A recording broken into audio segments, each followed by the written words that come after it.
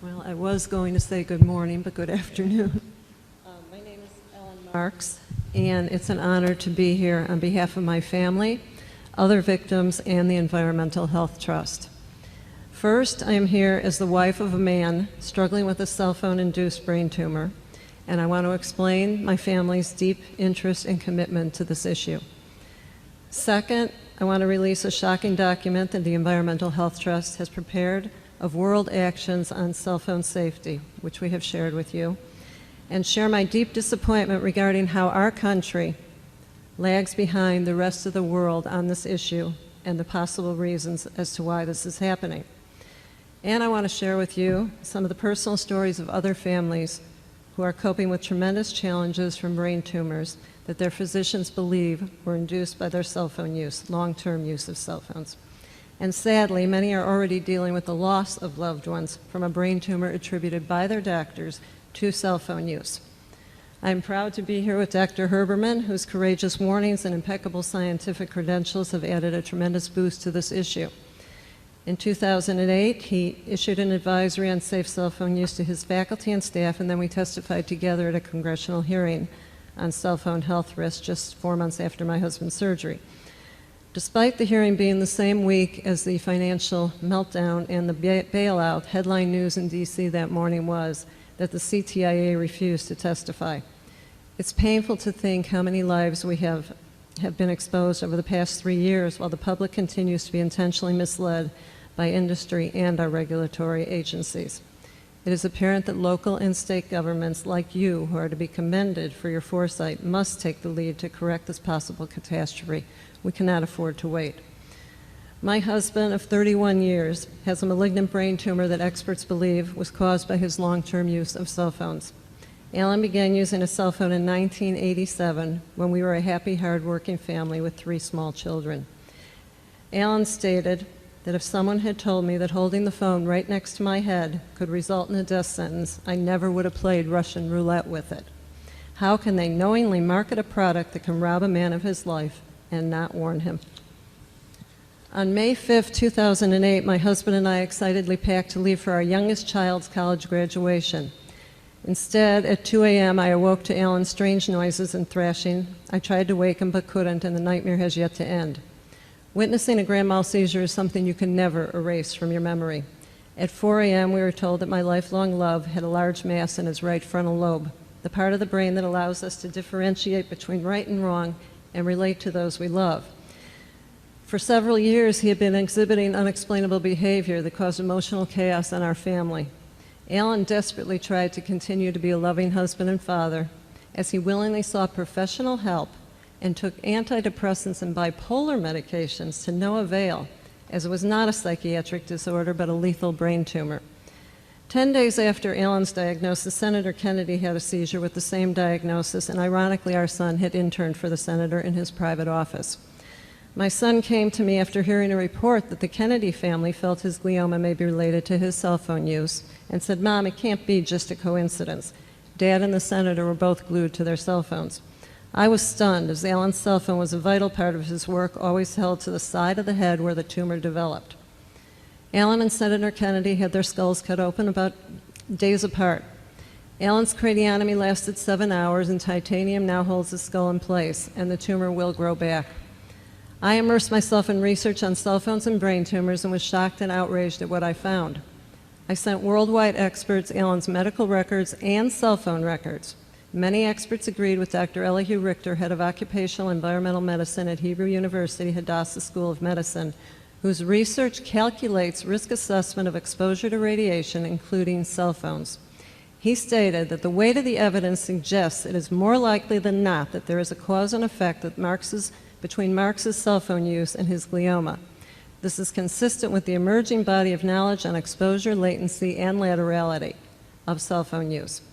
He went on to say, more frighteningly, we cannot exclude the possibility that even with less than 10 years of use, these tumors may appear in those with very high exposures. Dr. Mace Swickert at the FDA, now at the CTIA, gave cell phones a free pass from the required testing of all radiation-emitting devices when they were released in the United States in 1983. Months later, he went to work for Motorola, setting precedents for the cozy relationship and revolving door between industry and the federal agencies mandated to regulate cell phone radiation that continues to this day. This has the potential of becoming a public health catastrophe, the likes of which we have never experienced, as malignant gliomas and salivary gland tumors, which Dr. Herberman spoke about, are lethal, and cell phone use in the United States has escalated dramatically.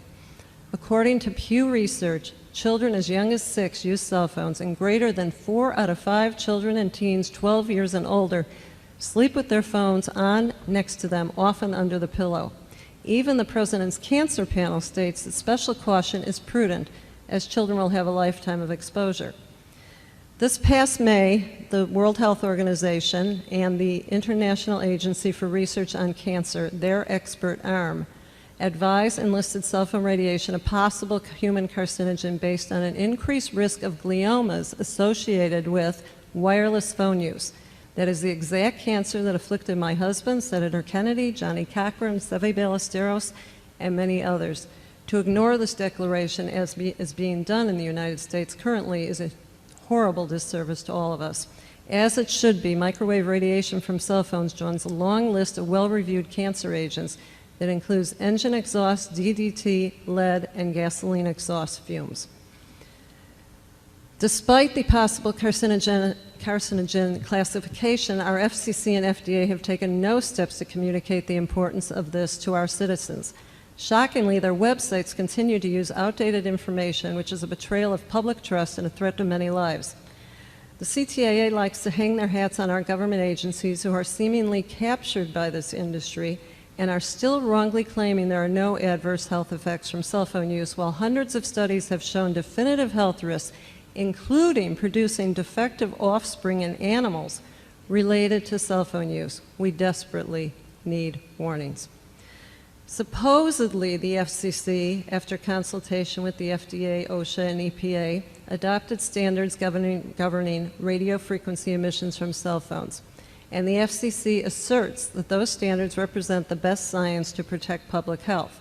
However, the standards were not set directly by the FCC, as they do not have the biological or scientific expertise, but by industry-dominated, non-government agencies decades ago. One of those agencies, the American National Standard Institute, decided in the mid-1980s that they no longer would be involved in health safety standards because of the possibility of lawsuits, since these standards may be unduly influenced by parties with commercial interests. The current standard, SAR, has serious limitations as it ignores all biological effects of non-ionizing radiation, such as the glioma my husband has. The SAR fails to take into account that hundreds of studies have proven damage from below heating levels, and the SAR is based on heating. Phones are now tested on a plastic dummy with the head the size of a 6-foot, 200-pound man, characteristic of a small majority of our population. To make matters worse, the manufacturers are left to report the results from the so-called independent testing facilities to the FCC themselves. Dr. Om Gandhi, chair of the Department of Electrical Engineering at the University of Utah and also a past Motorola consultant who was on the original committee to set the standards for RF devices, states that industry has played around with the way in which cell phones are tested as they test them up to ½ an inch from the ear with a spacer, which was industry's idea, and up to 1 inch from the body. This may seem like a small distance, but for radiation from a cell phone, it is enormous. If held at the body, you are absorbing up to 375% more radiation than the way in which the phone is tested. In tiny font, the iPhone manual tells you, as Representative Brown stated, that the SAR measurement may exceed the FCC exposure guidelines if the device is kept closer than 5/8 of an inch from the body. The BlackBerry is more incredible, and it says to maintain compliance with FCC exposure guidelines when you carry the device on your body, keep it at least 0.98 inches from the body, especially the abdomen of a pregnant woman and the lower abdomen of a teenager, while their advertisements tell you to keep your friends in your pocket. The manual also tells you to limit use while they offer you free unlimited minutes. Quite a contradiction. While this language is being hidden in the manuals and the industry is fighting simple precautionary measures, it worries many of us how much more they know and are not telling us. And while the FCC maintains on their website that cell phones are safe and they list precautions which they do not endorse, they insist that manufacturers place that safe distance warning in every manual. Are you confused? Perhaps that is the intent.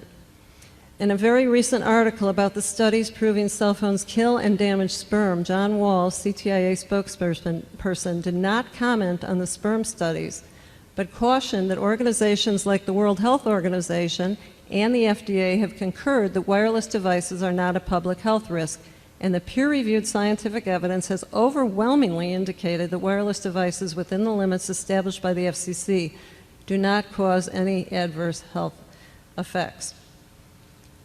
The World Health Organization statement on their website now is contradictory to the IARC statement classifying cell phones as possible carcinogen, and the World Health Organization does receive money from industry. They were the ones that did the Interphone study, which was industry funded. And the United States, the CTIA, belongs to an organization worldwide that puts money into that. So, as you can see from the worldwide advisory recommendation handout, many nations such as Finland, France, Russia, Israel, India, Brazil, and others have legislated for warnings or advised their citizens of precautions and banned the marketing and sales of cell phones to children, while the United States remains suspiciously quiet, and the FCC and FDA and even the WHO, remarkably, say no problem. The FCC webpage, the Kids Zone, currently lists the question, do cell phones cause cancer? And the answer reads, there is no evidence linking cell phone use to cancer. Just yesterday, the Israeli Ministry of Education banned cell phones in schools, and students will be taking lessons on what they call wise cell phone use. Our children and grandchildren deserve the same protection as other children around the globe. On the Dr. Oz show, my 25-year-old daughter spoke eloquently of her dad, her best friend, and how at her brother's wedding she prayed her dad will be there to walk her down the aisle. She also stated that her generation uses only cell phones. They began using them as teens, and if other parents were like us, we would not pay for the extra fees that they then charge for texting, forcing our children to hold the phone to their still developing brains. Now, yes, they text more often, but they sleep with them on or near their heads and keep them on in their pockets, which is not the way they are tested. And some are even keeping them in their bras, which I have talked to a breast cancer specialist who has seen unusual breast tumors in women who are doing this. Considering excellent studies show that cell phone use kills and damages sperm and is a possible carcinogen, my daughter's generation certainly does deserve the right to know this, other than what is in the fine print. Those opposed to warnings about safe cell phone use feel doing so would challenge the United States government's determination on wireless device safety. My colleagues and I agree, and let's bring on that challenge now before it is too late. Scientists' warnings about tobacco and asbestos were long suppressed and ignored, fueled by sophisticated campaigns such as the one we are seeing now with cell phones. In a country where a drug cannot be launched without its safety subjected to the deepest scrutiny, the idea that mobile phones can be used by children without warnings is a double standard gone mad. In a moment, I'd like to introduce you, if the projector works, to some of the people that I've come to know and love as I have spoken out about this issue over the past 3 years, and many of them have reached out to me. These are just a few of the many.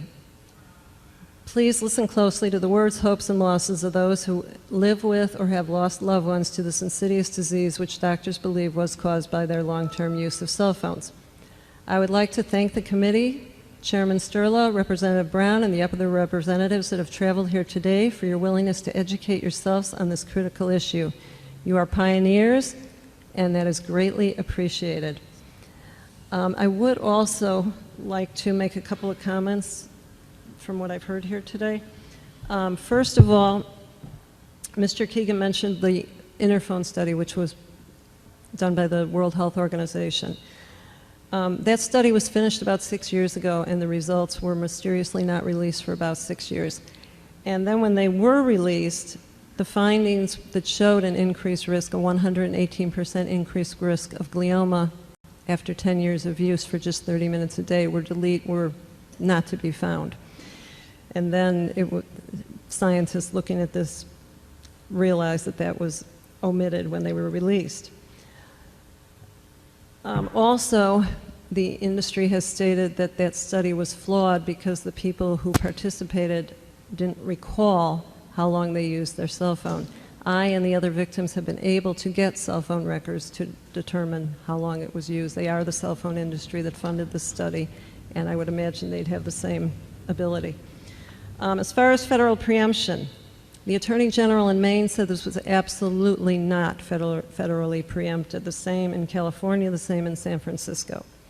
So I think what Mr. Keegan is referring to is some class action suit about headphones for people that there were no injuries involved. I don't know what's going on with that, but I do know that this generally is not federally preempted. As far as brain tumors on the rise, our registry is way behind. I've heard that it's about 5 years behind. It's age adjusted. It's a mess. He also did mention the UK, which is interesting because I do have a chart with me, age-specific incident rates for England for malignant temporal and frontal lobe tumors. And they are on the rise in the UK, despite what Mr. Keegan has said. A couple of other things. There is a cardiologist by the name of Dr. Sinatra who's done research on this, and he does suggest that you do not keep them in the front pocket because they do interfere with the heart. And pacemakers, people with pacemakers are always warned not to keep a cell phone near their heart. Okay, let's see what else we've got here.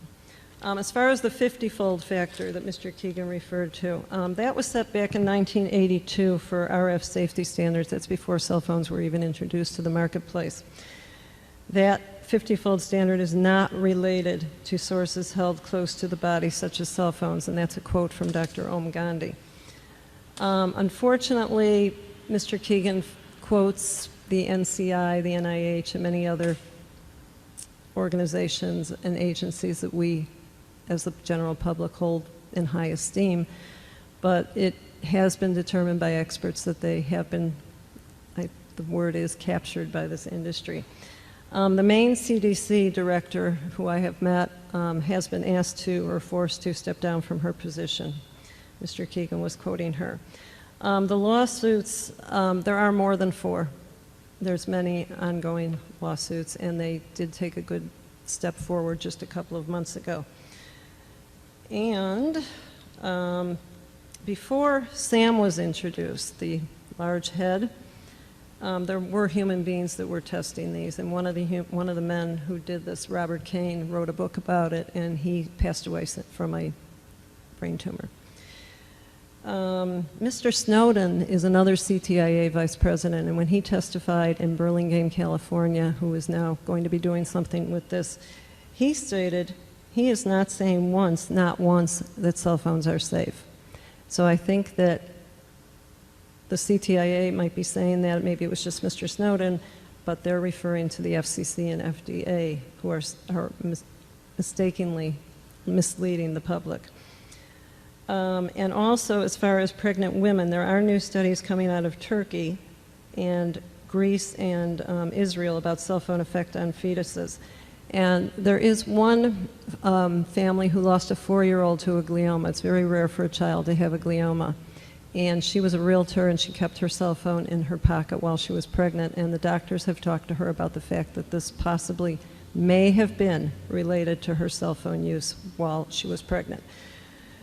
And that is it. And I thank you. We did have a short video that we wanted to play, but I think what we're going to have to do is maybe move the laptop over here and just show it to, since there's only a few of you, you'll be able to see it. And this is just a few of the other victims, and then a couple of other doctor statements, expert statements.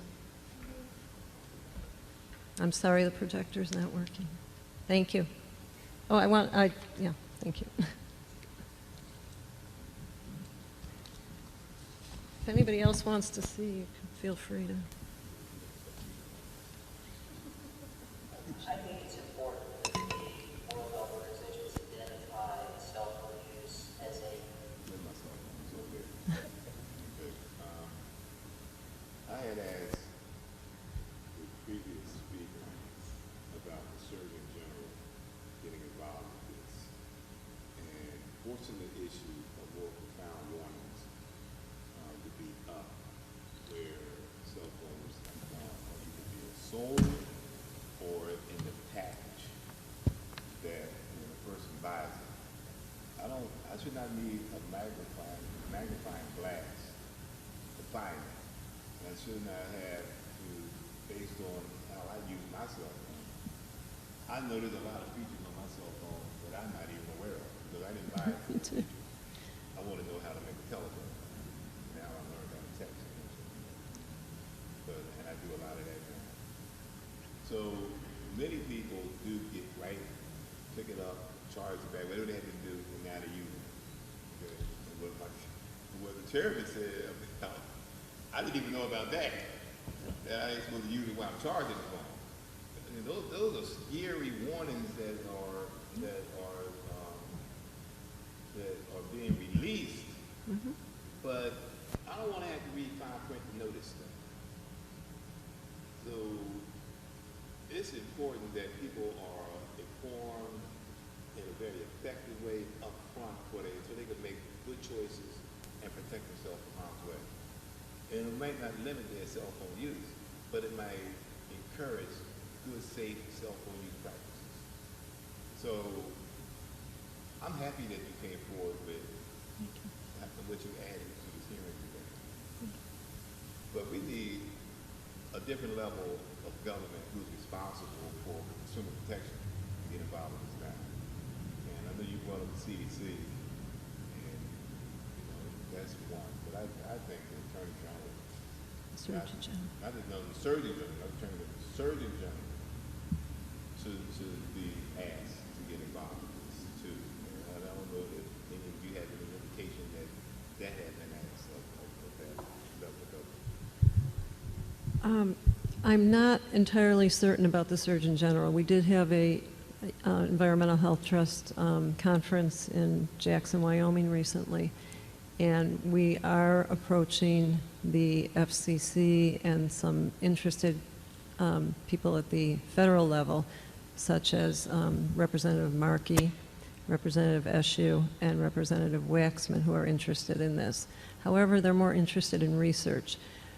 And I think that research, we have a lot of research, and there's a lot already known. And I think actually the industry might be happy with more research because it takes years. And then as we have seen, they have spin doctors that can put the spin on any good research. So in answer to your question, I will find out more about the Surgeon General. I do know that at the federal level, though, it's very, very hard to get anything done. And that just like with secondhand smoke, it seems that this is going to have to start at the state and local levels. So I appreciate I will check on that Surgeon General idea, though. That might be a good one. He don't need the General Assembly of the Congress or the Senate Right. to give him their blessings for him to do that. So even though some legislators are going to be affecting lobbyists and other special interest people, we're talking about consumer protection. And You're right. my daughter, like I'm sure a lot of daughters and sons, know how to use cell phones better than we do. Okay, so I don't know if they learn it while mommy's pregnant or what, but they come out knowing this stuff very early. And BlackBerries and other electronic devices too. So, You're right. No, that's an interesting idea, and I will talk to the others about the Surgeon General. Maybe Dr. Herberman knows more about that. I think all in all, we need to take into account that we can have this ongoing debate about science for years and years and years going forward. However, if you come away with one thing today, it's that the FCC is mandating that language be in there because of the way these phones are tested, and people are not seeing that up front. And that is the important thing that I don't think anybody here can argue. Thank you. Any other questions? My only comment is, like they say, the fine print.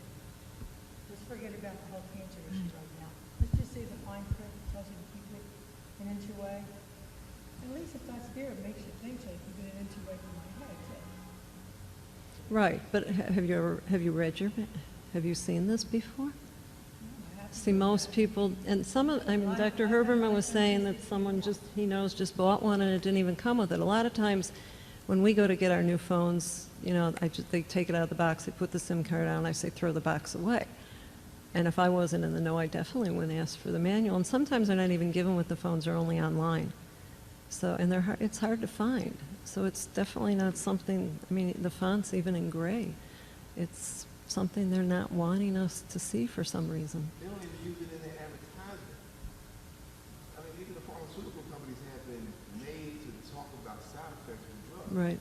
So even in the advertisement, when they're selling these phones, these booster phones, and all these electronic devices, they don't mention anything in the advertisement about read the warning label or anything associated with harmful use with a cell phone. And that's not asking too much with a business that went from 100 million customers to 300 million customers. Right. I'm quite sure they can afford to do it. So Well, I'm very disturbed about it. you're absolutely right, and like I stated in my testimony, not only are they doing that, but you read the back of the BlackBerry manual, it says limit your use, and it tells you to keep it almost an inch away from the body, and like I said, the advertisement says keep your friends in your pocket. This is quite contradictory and misleading to the general public. Thank you. I'm still concerned about the women and children aspect, pregnant children, pregnant mothers. I know as a mom, one day, and I'm going to tell you a funny story. My son is in the room, and I decided I needed to punish him. And I said, come here. And he came to the kitchen table. I said, empty out your pockets, because I was just going to take the cell phone away. Well, he started emptying out his pockets, 2 cell phones. I didn't even know he had a second one. Hit the table, a PSP, and a couple other devices in his pocket. And I know the PSP has it's a game, but it has wireless. If you can get someone with a signal, you can pull up a signal and you can play other people. And I had no idea as a parent that my child had all of these devices in his pocket. So I said, where did all this stuff come from? Oh, well, Uncle Cliff brought me this, and Papa brought me that, and my dad brought me. So I'm thinking I'm controlling his environment because I have only brought one item, but forgetting that now children have access to so much. And that is what is really and truly driving me. And to see your conviction as a mom and as a wife, to protect your husband and your family, I commend you for that. And I thank you for flying from California to Pennsylvania. My pleasure. To help us fight for Pennsylvanians in this, just educating a consumer. And to me, this is about education, empowerment, so that people know what their options are. And if you get in a car, like Representative Waters says, and you choose to drive without your seatbelt, there has been so much education out there now that people know the dangers and they know they're taking a risk, even though they still take it. But they are now informed consumers. And that's what this is all about, is informing the consumer so that they know what their responsibility would be, and especially as parents, for us to know our responsibility to our children. So I want to thank you for being a partner here today. I'm going to tell you, I had a GPS device. Right, I had that too. And when I turned it on, it tells you, do not use this device while you're driving. And before you could move, putting in information, you had to read it afterwards before you go to the next step. So it gives you a level of warning every time you turn that device on. So I don't have one that was built in the car. I don't know if one stuff in the car has that same warning or not. But warning, does. you understand why they give you those warnings. Right. Yeah, I'm very concerned about concentrated exposure. We're in the car together. We drive. We have Representative Bishop is in the car. We have Frank Oliver in the car with us. And we all have our devices. Everyone is on the phone at the same time. We have the GPS is on. You know, No, you're not driving. All of us. I'm actually, Designated driver. I appreciate what you're saying, and yes, there's a great concern about children and their lifetime of exposure. And also, I'm glad that you brought up the thing about the car. Many of the people, the victims that I know, and believe me, there's a lot more than what you saw there, had long-term use, and a lot of it was in an automobile. and you do get more radiation when you're driving, and the cell phone tower is sending out a spike every so often, and you're enclosed in a steel case, and there has been some talk now about secondhand radiation. Going down the turnpike, I can tell you that there's times when we know we drop signal certain places. And I can feel if I have this up to my ear, I felt a pop in my, and I know you felt it too, when we get to those areas where it's really trying hard to pull the signal. And I said, whoa, you know, what was that? So, you know, I believe education is the best way for everything. This is about people being able to make informed choices at point of sale. Thank you. Yeah. Thank you. Thank you. Truly appreciate this. Thank you for your testimony, and I want to thank everyone who testified today also. Special thanks to Representative Brown for bringing this to our attention and asking for this hearing today. So thank you. That'll conclude our hearing.